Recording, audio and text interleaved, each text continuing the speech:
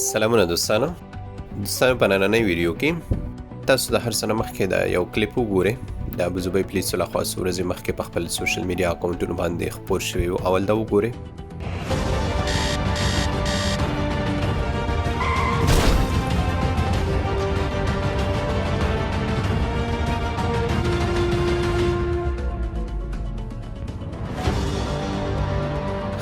کلیپ خو مو ولیده او تاسو ته معلومه شوه چې دا کوم اکسیډنټ چې تاسو ولیده دا څه له وجې وشو.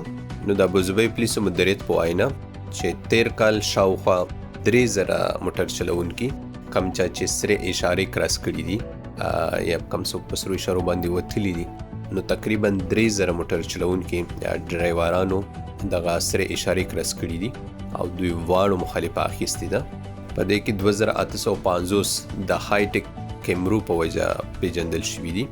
نو د دې ویډیو جوړولو نه مقصد دا دی چې غواړم خپل وطنوال که څه هم تاسو ته به په دم وي خو دوباره تاسو ته نه خبر کما چې که چیرې تاسو په ابوظبي کې سره اشاره کراس کوي یا په سره اشاره باندې وته نو کوم معلومات چې په خلیج ټایم کې د پاړه راغلي دي هغه کې لیکل شوي دي چې 1000 درهم به جریمه کیږي.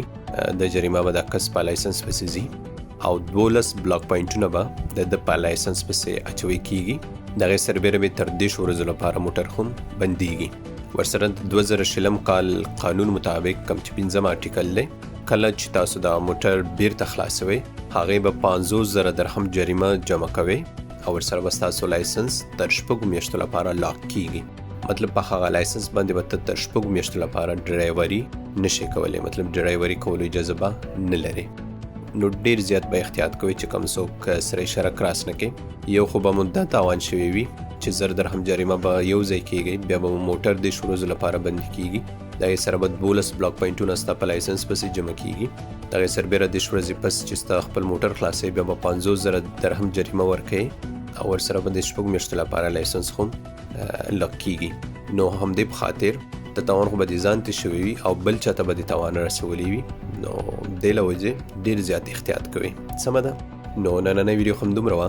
الله دې وکړي چې دا معلومات تاسو ته ګټور تمام شوي وي.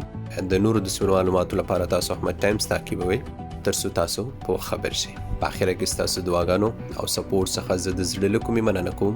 ښه او باد اوسئ.